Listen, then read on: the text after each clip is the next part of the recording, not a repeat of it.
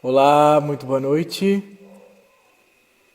A Carlúcia já deve estar entrando aqui agora e nós vamos iniciar mais essa live pelo CNLB Nacional com o tema Mulheres e Economia Popular Solidária.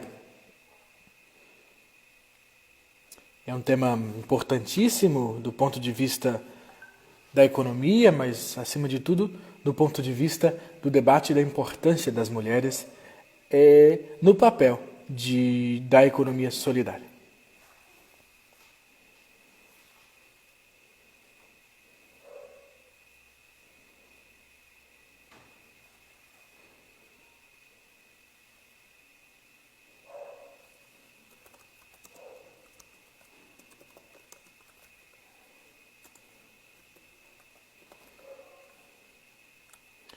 Nós estamos então aguardando a Carlúcia.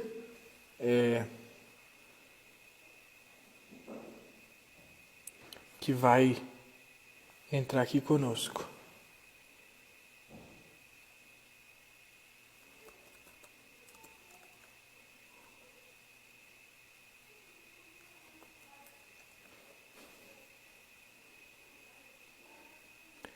Aqui já convidei para dividir essa tela comigo.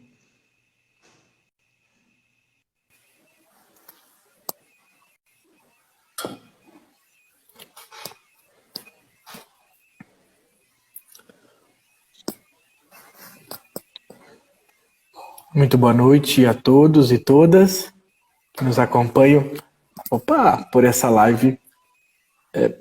Uma realização do CNLB Nacional, em especial a Comissão de Comunicação do organismo tem promovido essas lives e esses debates. Meu celular não está ficando em pé hoje, não sei o que está acontecendo. Agora foi. Carlúcia, tudo bem? Está entrando? Sim, já estou aqui, João Paulo. Tudo bom? Tudo bem, você aqui, minha tela não apareceu você ainda. Pessoal aí de casa nos escuta, consegue nos acompanhar? Comentem, por favor, para nós. Desse início já vou justificando que deveria estar comigo, ou melhor, deveria estar com a Carlúcia aqui, dividindo esse momento de debate tão importante, tão bonito. A Patrícia Cabral, que é uma comunicadora especial da nossa comissão e presidente do regional do CNLB, e, portanto,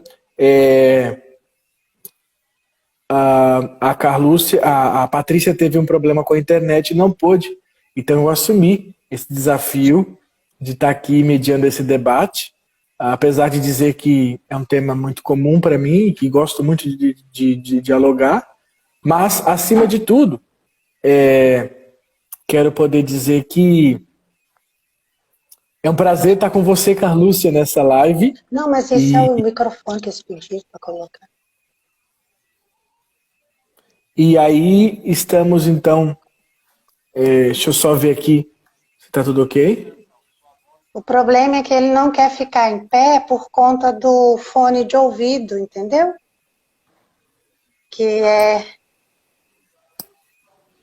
Você me ouve Não, bem, tá. João Paulo? Está me ouvindo bem? Te escuto muito bem, muito bem. Eu não estou te vendo na minha tela, na verdade. Melhorou? Olha, não fica. Talvez segurar pela mão vai ter que ser a solução, Carlúcio.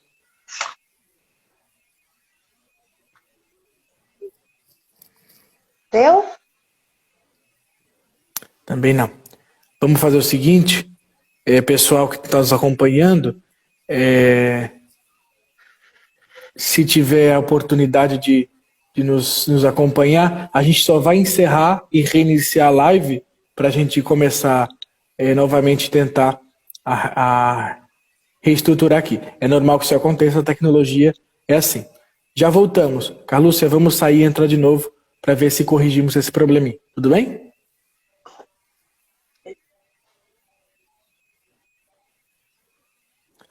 Ah, não, agora seu vídeo aparece. Pronto.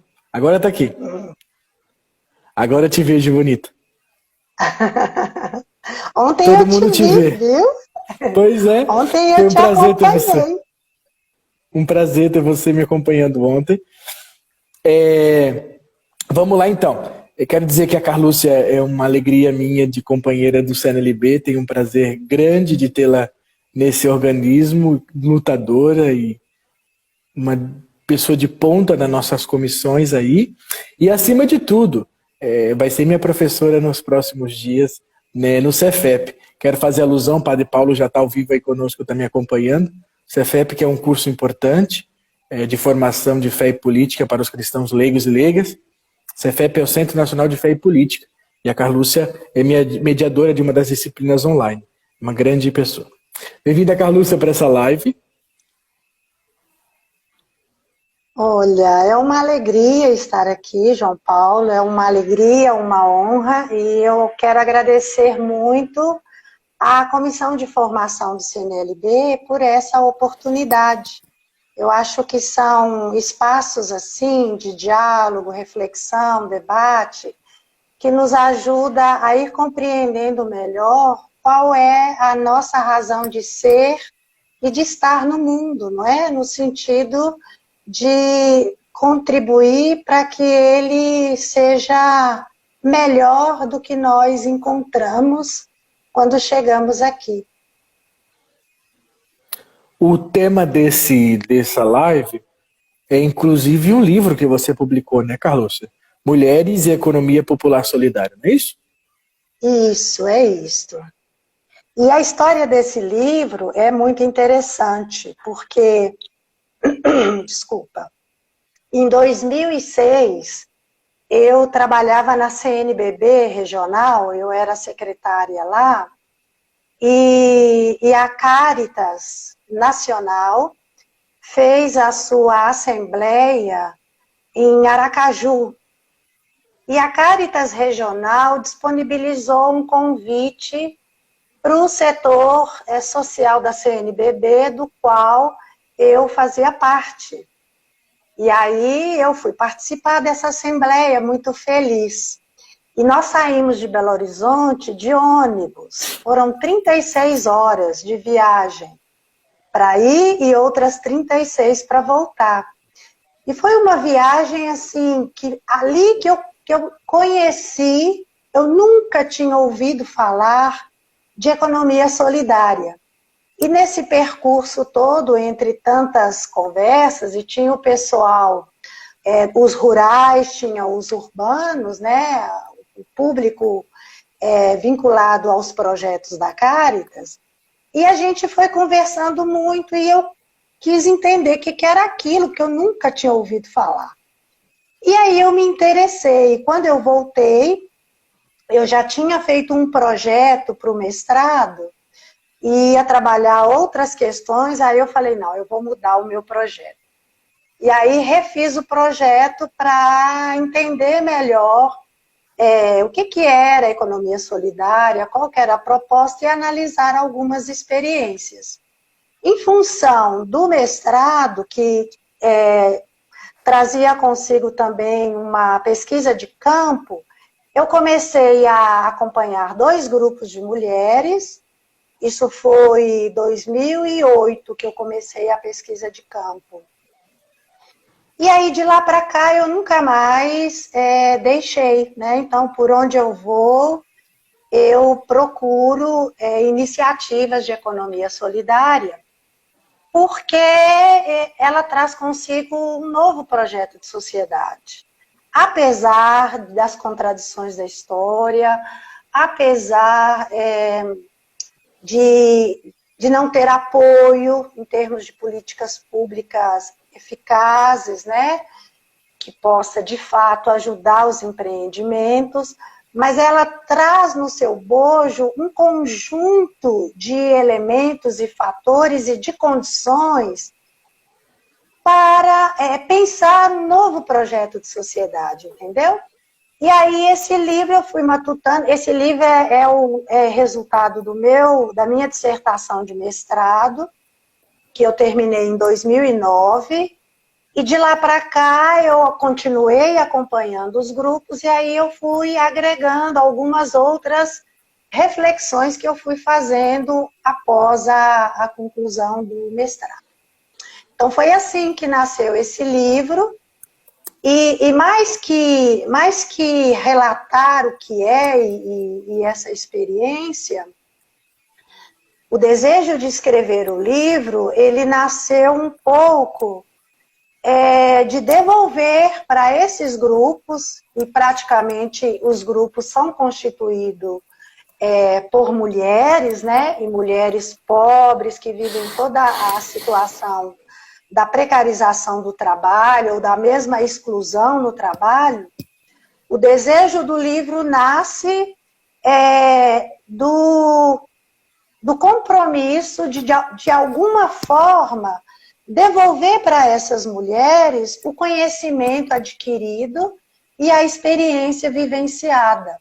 Então, por isso que eu desejei, né, escrever essa experiência, e saiu este livro aqui, que algumas pessoas já têm, né, e que a gente está tentando levar para os recantos, tentando, inclusive, vender, né, a produção tirada, porque os recursos arrecadados, né, da venda, volta para o Fórum Mineiro de Economia Solidária, no seu processo de organização, de formação e de articulação.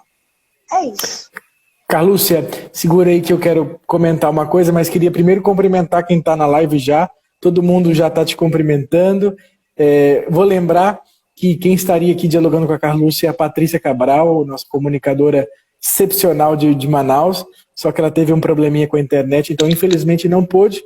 E aí vocês perderam a Patrícia, estão com a minha cara feia aqui de novo estampada, mas que bom que a gente pode fazer essa live com a Carlúcia. Quero só dizer que a Sônia, presidente nacional do CNLB, está aqui nos acompanhando e disse que conheceu o CNLB a partir da Carlúcia. Veja só, a presidente do organismo hoje conheceu o organismo pela Carlúcia. Que bonito isso, né? Quero cumprimentar todo mundo, Moisés, que nunca deixa de estar aqui conosco,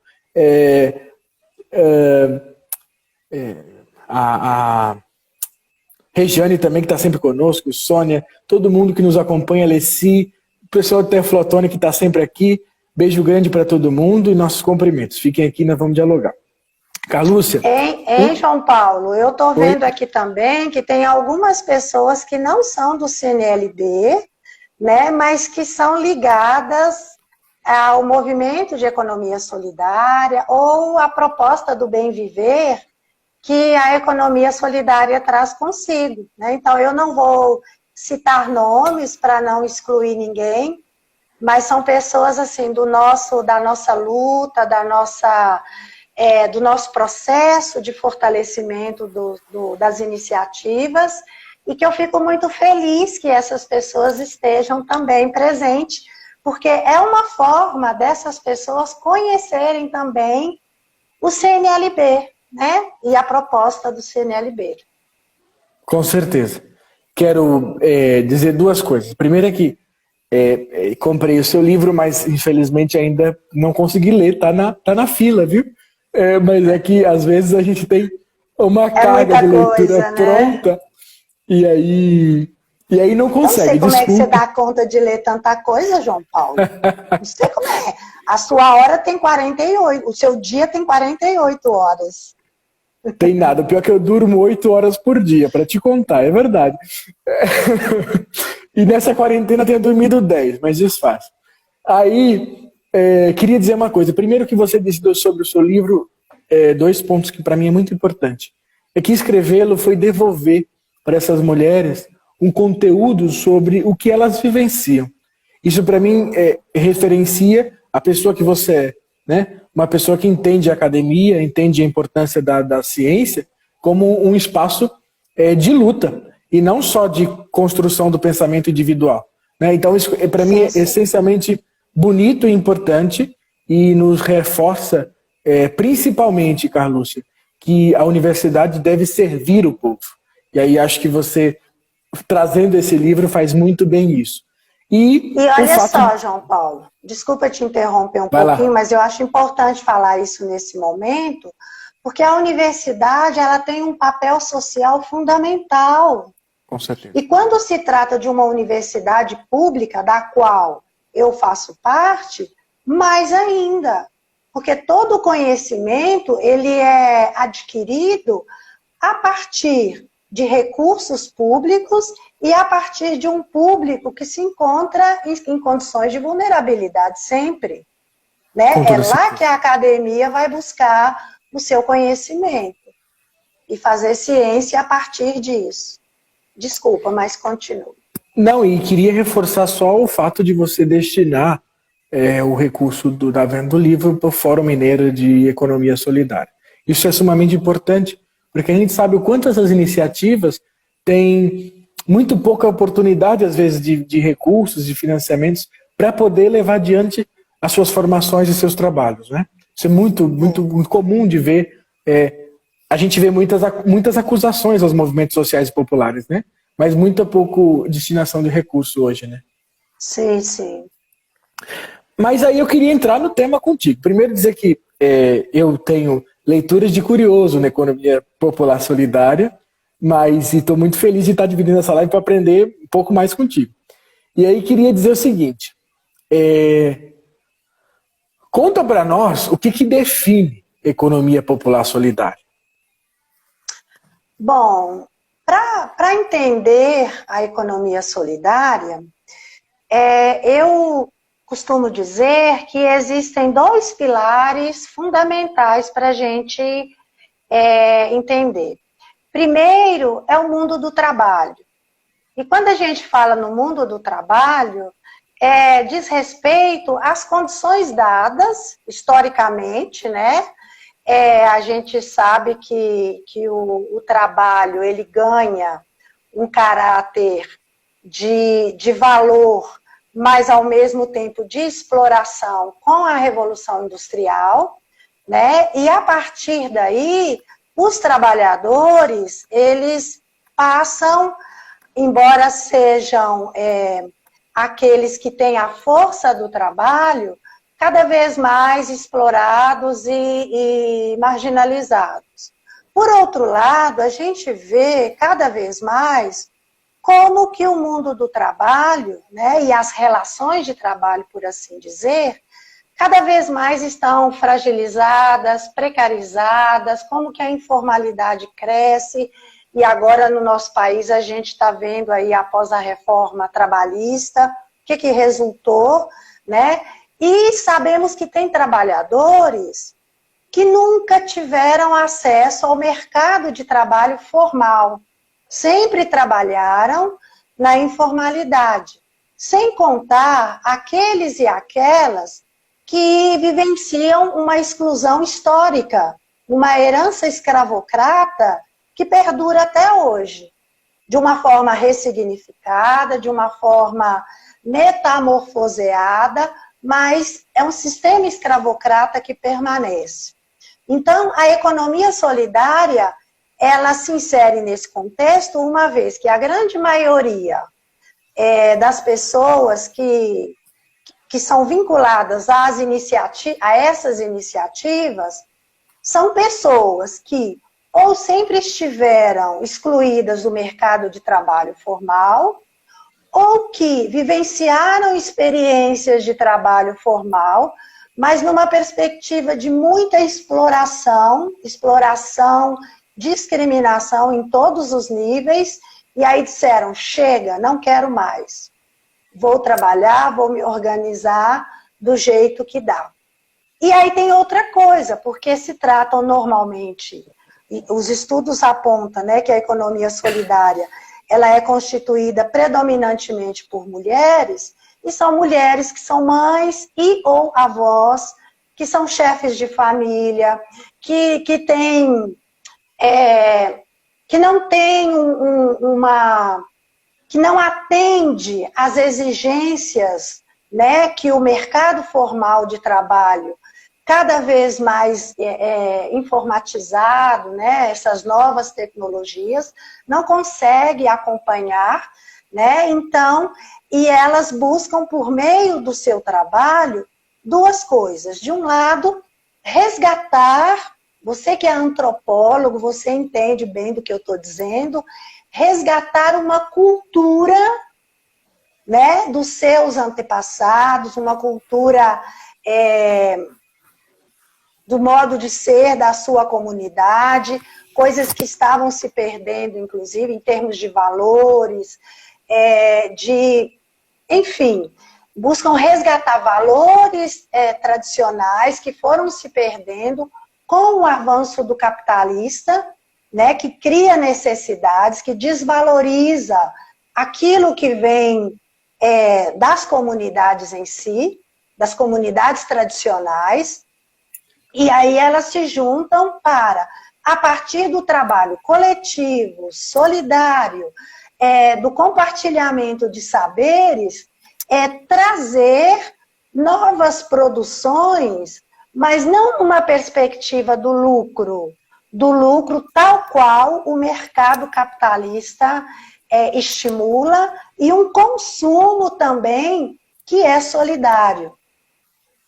Então, nasce desse viés da questão do trabalho, e nesse resgate da história, da memória, da cultura, o que muitos estudiosos chamam a chamada construção do bem viver, que é um outro modelo de sociedade pautado em outros valores, né, e que tem como princípio fundamental a solidariedade, a democracia, a autogestão, a cooperação, enfim, tudo aquilo que o sistema de produção e capitalismo nega.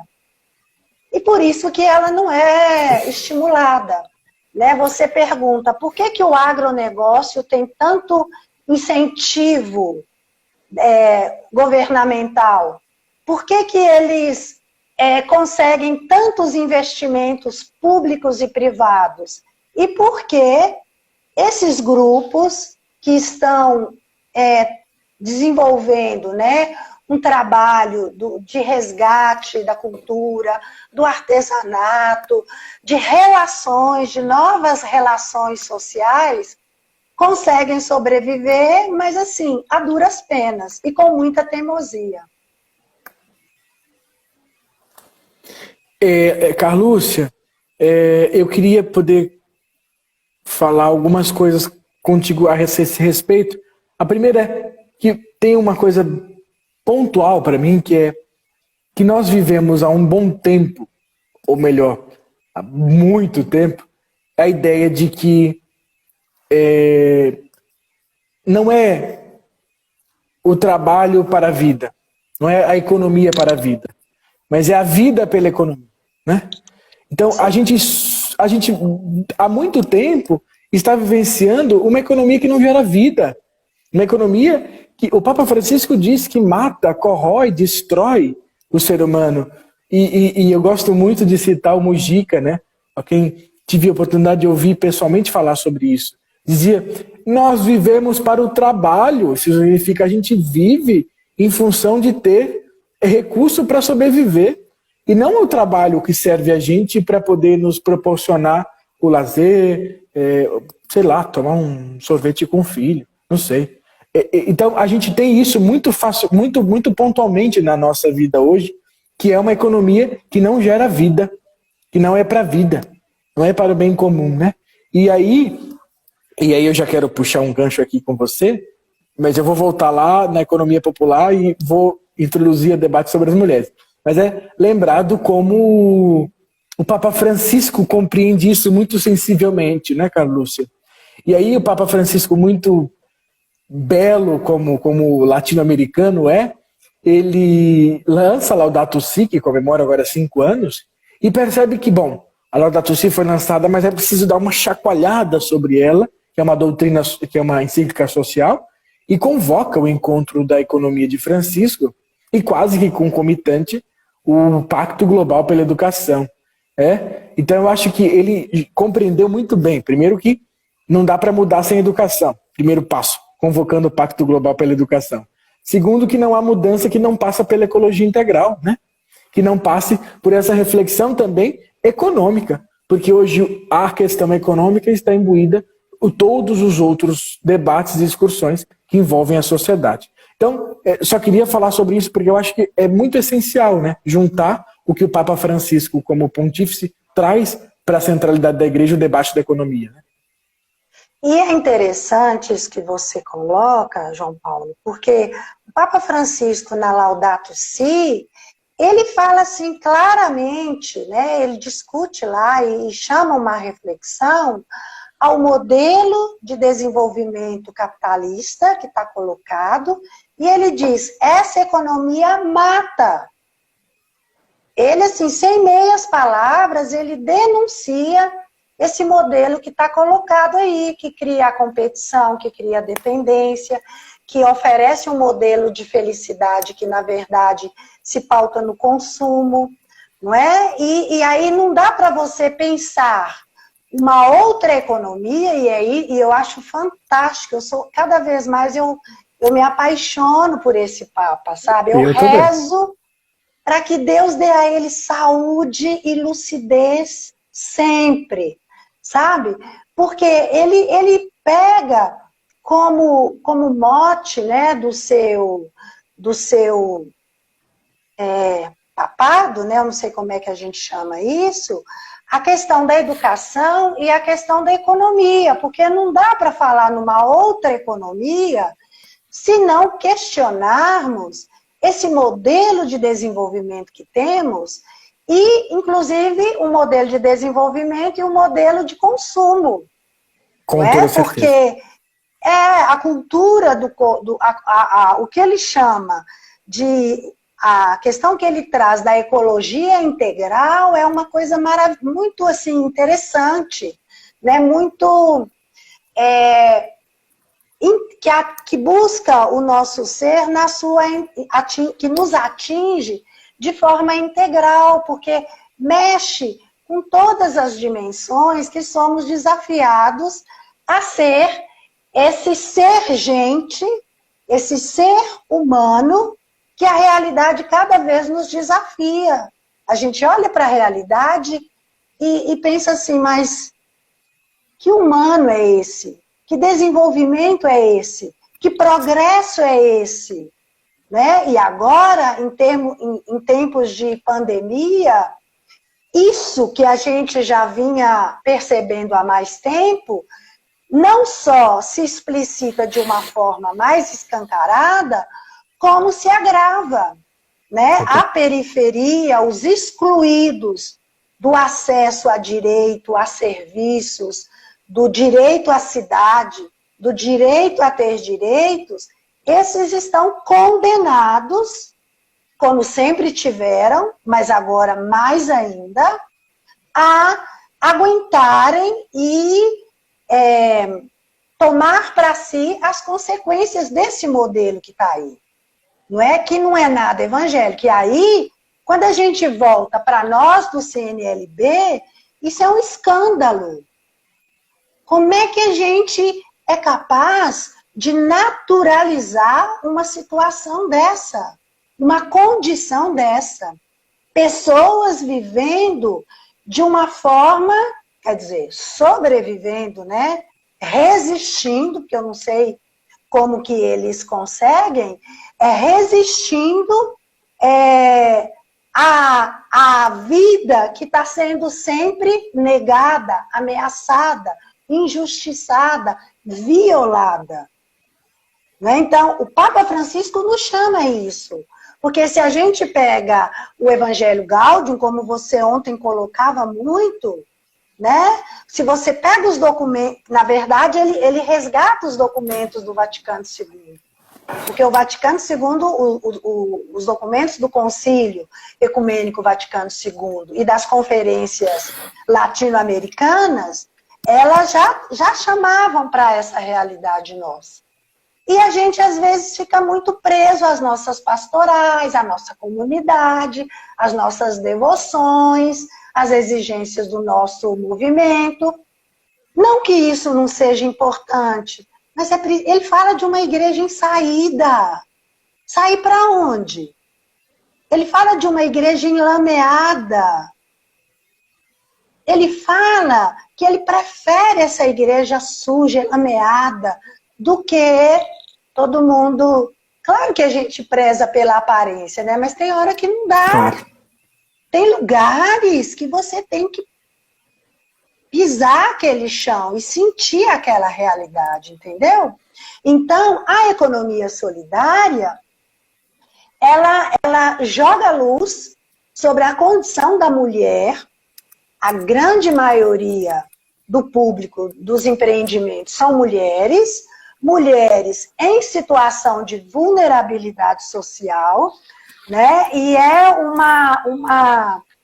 uma condição de vulnerabilidade que se dá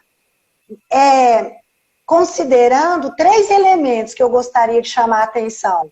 As condições ocupacionais de trabalho ou de ausência deles, né? Onde estão as mulheres pobres? Onde trabalham as nossas mulheres da periferia? E se a gente traz aí um recorte de raça, onde estão as mulheres negras? Que ocupações elas têm, né? Em geral, eu sou negra, sou professora universitária, mas na minha geração, as minhas amigas da minha infância, lá do norte de Minas, são muito poucas. Na minha família, eu sou a única. Entende? Eu sou uma família, eu sou alguém que venho de uma herança escravocrata. A minha avó, ela foi retirante vindo do sul da Bahia para o norte, né? E cheguei onde cheguei, foi muito difícil. Só que tem gente que, porque tem que trabalhar para garantir a sobrevivência, não pode nem terminar o ensino médio. Quantos jovens nossos têm que escolher entre a manutenção da casa ou dedicar-se ao estudo?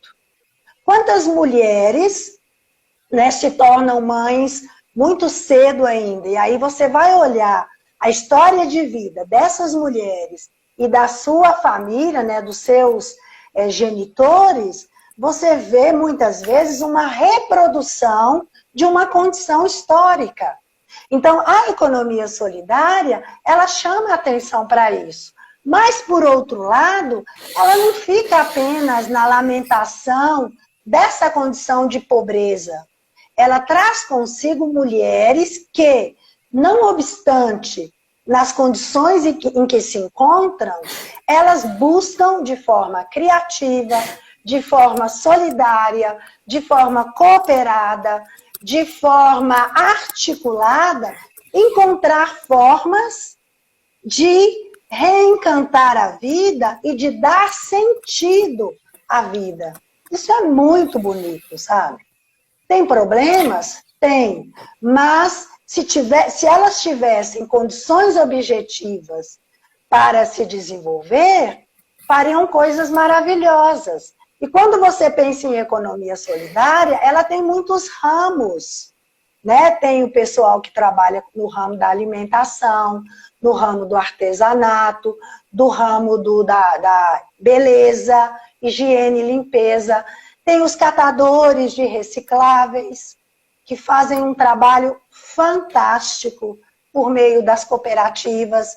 E mesmo nas cooperativas de catadores, a grande maioria também são mulheres, que leva adiante o protagonismo desse trabalho e de seus objetivos e metas.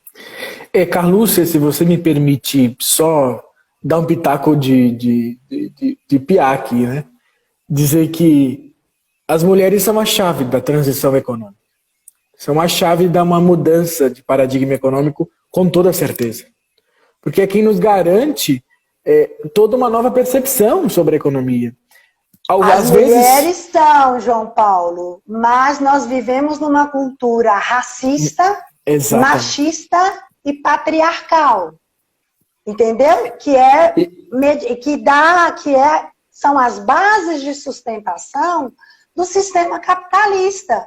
Então, elas não conseguem, para terem voz, e aí você pode olhar nos diferentes espaços.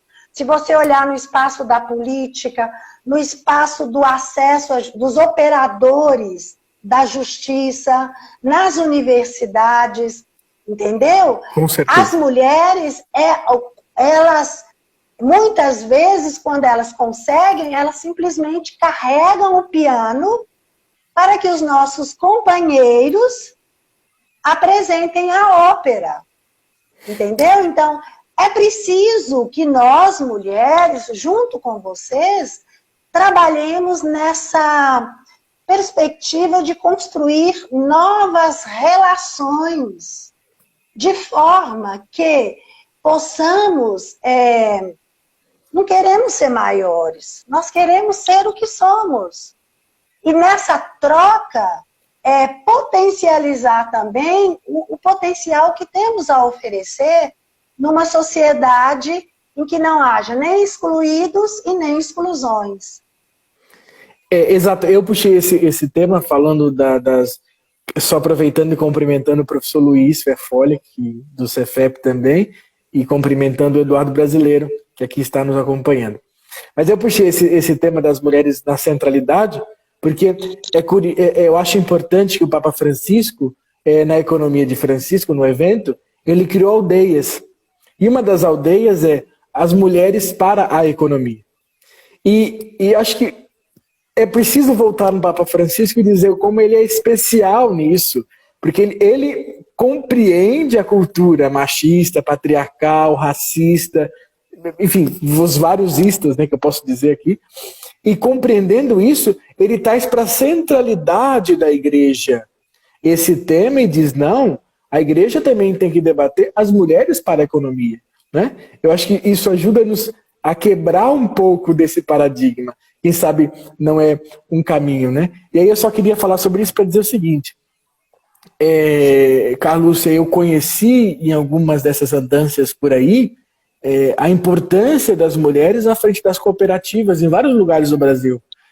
No norte, no Amapá, as mulheres que trabalhavam com a castanha do Pará, né? A castanha do Brasil, deixa eu corrigir, porque senão eu apanho. A castanha do Brasil, e como às vezes existia exploração nisso. O preço praticado para a castanha era muito inferior do que depois se praticava na revenda da castanha, né? E como esses percalços, né, são muito, como eu vou dizer, para mim foram marcantes, porque você percebe a injustiça que se carrega, esse padrão econômico, né, que é explorativo, né? Existe um contraponto da tentativa das cooperativas, né, dessa ação, mas existe também o contraponto da exploração disso, né? Como isso é pavoroso, não é? E é interessante isso que você coloca, João Paulo, porque quando o Papa chama as mulheres e a nova economia, a economia solidária é uma das outras formas de organização do trabalho e da economia. Né? Eu falo de economia solidária porque é o que eu tenho acompanhado mais. Mas existe a economia criativa, né? E outras formas de economia. Mas a gente vive num sistema capitalista tal que coloca apenas a economia capitalista como referência. Exatamente. Como se não houvesse outra alternativa. Houve um tempo que na igreja dizia-se assim, fora da igreja não há salvação, não tinha um negócio assim? Pior que agora, tinha. O capitalismo diz, fora do capitalismo não tem saída. Mas quem disse? É o modelo hegemônico que está aí. Mas existem outros modelos contra-hegemônicos, como bem chama a atenção Boaventura de Souza Santos, né? E o nosso querido Paul Singer, que foi um dos grandes defensores da economia solidária, ele chamava muito atenção a esses dois modelos, o modelo capitalista e o modelo a economia capitalista, ele era economista, né? A economia capitalista e a economia solidária. E fazia um confronto entre os outros. E aí, isso que você falando das suas andanças, em 2017, me parece, foi, 2017, eu estava fazendo o meu pós-doutorado e aí eu sempre quis conhecer experiências do Brasil, sabe? Eu acho que você ir para o exterior é interessante e tudo, mas desde que você conheça o território da onde você vem. E aí, dentro da experiência do pós-doc, eu fui conhecer umas experiências no Piauí. Andei por meio da Caritas, né, que a gente tem uma relação muito boa aqui, na Caritas Nacional também. E aí a Caritas Regional do Piauí, junto com a Caritas Diocesana de São Raimundo Nonato, por meio do Hildebrando, que é um grande amigo nosso, que é do CNLB também, me possibilitou conhecer algumas experiências lá. E eu vi coisas que a mídia não mostra. A mídia mostra um Estado pobre, atrasado, precarizado, para despertar a compaixão no sentido de uma caridade não emancipadora. E eu visitei grupos lá que eu fiquei assim, encantada. E como eu fiz percursos de ônibus, eu pude conhecer algumas comunidades também. Estive numa comunidade quilombola, dormimos lá, inclusive. Estava uma amiga daqui de Belo Horizonte, a Conceição, e foi uma experiência. Tivemos também num assentamento de sem terra, e assim, vimos coisas fantásticas que a mídia não mostra. Então, nesse país, tem muita desgraça, sim, tem. E agora a gente está vivendo um tempo escabroso, e quando a gente pensa que já viu tudo, não vimos ainda.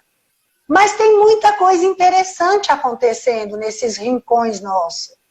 E que nós, cristãos leigos e leigas, que estamos lá, né, lá nos grotões das Gerais, precisamos dar voz a essas experiências, até para alimentar a esperança de que outra economia é possível. E já está acontecendo. E ela passa por nós, né? Sim. E aí, Carlos, eu queria só saudar. Eu estou fazendo papel aqui de apresentador, né? Então tem que cumprimentar todo mundo que está mandando salve aqui.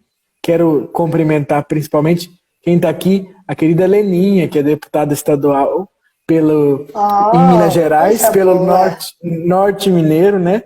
Leninha, nosso grande abraço. E aí a Leninha lembra, Carluça, fala um pouco mais da economia de Francisco. E aí, antes de você falar sobre a economia de Francisco, eu queria só dizer mais uma coisa, Carlúcia. O bem viver, né? Os guaranis usam tecoporá, né? Tecoporã, né? Dependendo da acentuação. A gente tem tantas, na América Latina, possibilidades de falar sobre esse modo novo de se construir uma sociedade, né? E aí a gente hoje na universidade, a gente fica falando de decolonialidade e tudo, né? Mas a gente podia só usar o bem comum, né? O bem viver, que é uma chave, eu vou voltar a essa ideia de chave, para a gente pensar uma nova sociedade, um novo caminhar civilizatório. Eu podia trazer aqui o Boff, a reflexão dele sobre o grito, o ethos da terra, né? Essa necessidade de pensar isso. Mas queria que você pudesse proporcionar para nós ainda um pouquinho mais dessa reflexão do bem viver e como ele pode ser uma alternativa possível e muito claramente possível para a gente viver essa transição, né, de uma sociedade que vai prezar pela vida das pessoas. Então, olha só, enquanto você fazia as suas colocações, eu me lembrava de um sociólogo português, que eu gosto muito dele, né, o Boaventura de Souza Santos, e ele discute as epistemologias do Sul, em contraponto ao que vem do Norte, não é? E eu penso, né, e estou convencida, de que toda essa lógica, né, que que estrutura essa consciência e essa condição do bem viver passa pelo resgate da nossa ancestralidade, de valores que vão em contra o modelo de produção e consumo capitalista. É um negócio difícil, porque o capitalismo está tão entranhado em nós e ele cria necessidades tão grandes que, às vezes, nós ficamos meio que neurados, porque não damos conta de viver com coisas que até então vivíamos muito bem sem, né? E aí, o bem viver, se você pega, por exemplo, a cultura indígena, né? A relação que ele tem com a terra, a mãe terra, o respeito que ele tem aos seus, as pessoas mais velhas, né? A valorização da criança e dos mais velhos da comunidade, da tribo, né? A mística que eles carregam consigo na relação com o cosmos. Eu diria na perspectiva deles, essa ecologia integral que eles buscam viver lá no lugar em que eles estão, né? Trazendo isso para nós, e você fala dessa decolonização, é só indo lá. Lá nos rincões da história, é que a gente vai aprender, porque os livros, eles ensinam teorias, mas a prática, a vivência, a experiência se dá lá. E essa vivência, essa experiência, ela tem rosto, ela tem cor, ela tem cheiro, sabe? Ela tem um modo de ser e de estar no mundo, e ela é uma relação também, não é? Então, o bem viver é algo que precisa ser reinventado por nós a partir desses valores. Como é que a gente traz esses valores que nós perdemos, né, das comunidades tradicionais, da nossa ancestralidade, dos valores vivenciados lá nas nossas origens, uma vez que todos nós, você vê, a gente vive, o mundo hoje ele é totalmente, o Brasil ele é, segundo o último censo, ele é, não sei exatamente os dados, mas cerca de 80% urbanizado, né? E esse modo urbanista de ser, ele traz consequências e nos faz perder alguns valores das nossas comunidades rurais, por exemplo. E eu digo valores na perspectiva das relações que são construídas. Não é? Porque enquanto a gente não pensar relações novas, o novo não acontece. O novo fica apenas no discurso. O novo fica apenas na teoria do ouvir dizer. Sabe? E isso ninguém sabe sozinho. Isso é uma construção coletiva. E aí mostra como que nós precisamos uns dos outros, porque nós não detemos tudo. A sociologia nos mostra isso. O homem e a mulher é um ser, é um animal, a filosofia também, né? É um animal social e político. Né? E às vezes nós somos tão dicotomizados, né? Que é ou isso ou aquilo, e nós nos perdemos nas nossas esquizofrenias sociais, políticas, religiosas, e por aí vai. Então, esse bem viver, a gente tem que estar juntos, conversar juntos, aprender juntos e concretizar juntos, a partir da realidade de cada um. Né? A gente está vivendo aí as consequências políticas, que eu não vou citar, porque todo mundo sabe, e está sentindo na pele, e agora de uma forma muito mais ameaçadora do que antes, e são pessoas que estão lá porque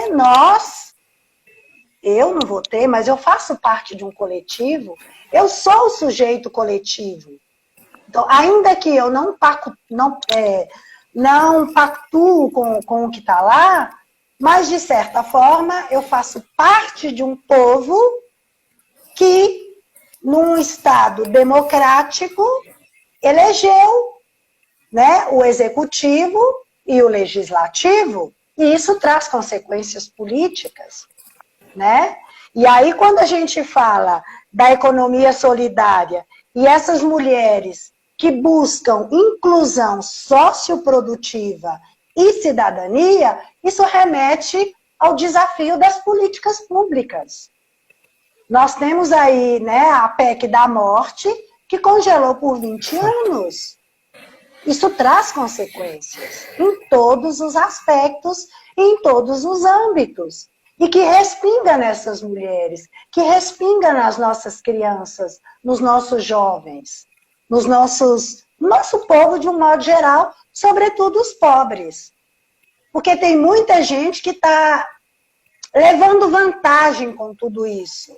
A gente vê os bancos com lucros exorbitantes a partir da miséria de tantos.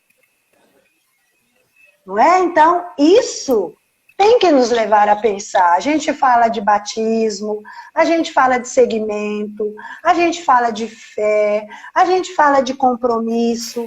O que isso significa? Que implicações isso traz no nosso ser sujeito coletivo? Agora, o Papa Francisco, quando ele traz essa ideia da economia a economia de Francisco, que aqui no Brasil é a economia de Francisco e Clara, né? Porque traz uma questão aí de gênero que é fundamental, é um negócio assim que todos nós, leigos e leigas, teríamos que nos envolver. Estão sendo constituídos comitês por todos os cantos, em alguns estados mais, em outros menos. E a nossa participação lá, porque é um fórum onde se faz presente organizações da sociedade civil em diferentes esferas. E é um espaço de diálogo e de aprendizado também. Porque ali é que vai fortalecer os movimentos sociais como um todo, para lutar, né, por mudanças na política. E aí a política, a gente sabe de que política nós estamos falando, né, de forma que garantam direitos conquistados historicamente a duras penas, e que nós estamos tendo um retrocesso de 50 anos, no mínimo. No mínimo. Nesses últimos anos, nós retrocedemos muito. Ai, olha o tempo. Pois é, e é isso que eu ia te dizer. Infelizmente, passou que eu não vi. O Léo que avisou aqui, João, falta 4 minutos para terminar. Digo, meu Deus, a Regiane acabou de nos propor que a gente faça um repeteco desse debate, para a gente continuar. Tem muitas perguntas que não foram respondidas, então já vou chamar vocês, quem sabe na próxima sexta, a gente já marca uma outra live, se possível, e refaz esse debate para poder continuar. Quero aproveitar esse momento... Eu só aproveitando a ideia, de repente que as pessoas trouxessem questões, não é, para a gente conversar, e trouxessem experiências também. Olha que legal. Tem muita coisa interessante acontecendo. Acho perfeito. Quero aproveitar esse debate também e dizer que na segunda-feira, às 20 horas, também por esse canal do CNB Nacional, vai estar conosco o Eduardo Brasileiro. E nós vamos falar também sobre a economia de Francisco. Então a gente vai trazer o Eduardo como jovem para debater sobre esse tema, que é muito importante, a economia de Francisco e Clara, ele é da Articulação Brasileira de Francisco e Clara, e nós vamos continuar esse debate. Mas quem sabe, ele é né? Um dos que vai lá em Assis, né? Exatamente. Estava aqui nos assistindo, inclusive. Quero dizer uma outra coisa antes de passar a palavra para você encerrar, Carluxa. É que vamos ver então com a comissão de comunicação para a gente remarcar de novo esse debate. Quem sabe o próximo a Patrícia já consegue participar e poder dialogar com você. Eu acho que é importante trazer essa perspectiva da mulher amazônica para esse debate, né? Eu estou aqui tampando a impossibilidade da Patrícia de não estar. Estou fazendo papel de metido aqui, viu, gente? Mas eu fiquei muito feliz de te ver. Gosto muito dela feliz. Também. Eu também estou feliz de estar aqui com você. E aí, assim, vou passar a palavra para você, terminando. A gente quer marcar, então, já a nossa próxima live. Eu já vou te dar uma data, porque já está aqui, ó. Dia 27 é a próxima live com a Carlúcia aqui para continuar esse debate. E aí, oxalá, a Patrícia vai estar conosco nesse debate. E eu vou estar só aí comentando junto com vocês e participando. Tá? E aí, quero dizer para todo mundo que participou, queria citar o nome de todo mundo, mas eu não vou conseguir nesse momento.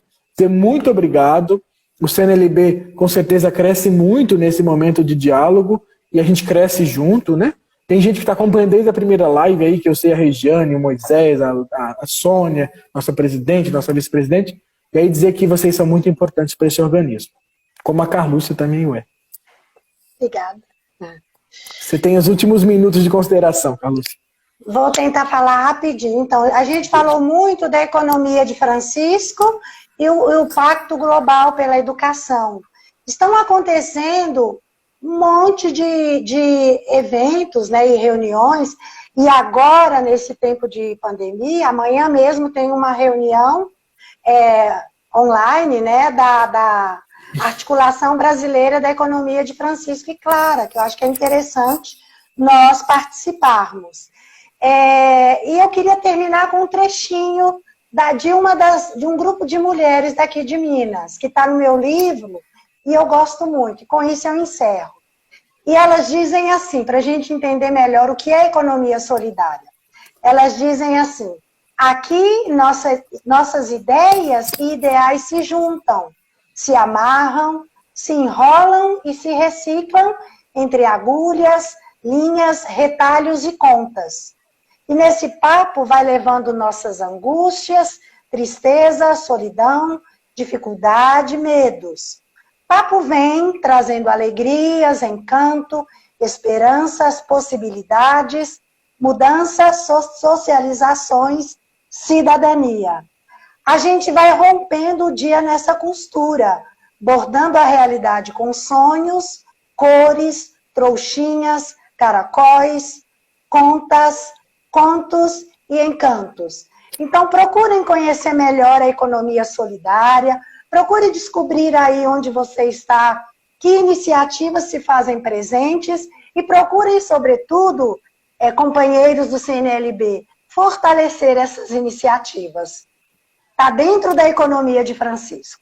Um abraço, muito obrigada por tudo, estou muito feliz de participar e, mais uma vez, eu quero agradecer a Comissão de Comunicação por essa oportunidade.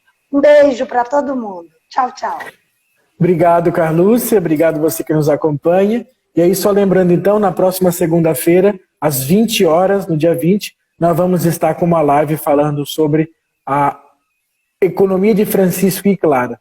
E aí, nosso agradecimento à Carlúcia, e quero dizer que nunca foi tão importante a gente ter espaços como esse, tecnológicos, para dar voz, vez, lugar, a principalmente pessoas que estão no nosso dia a dia do organismo, fazendo e acontecendo e colaborando para a sociedade.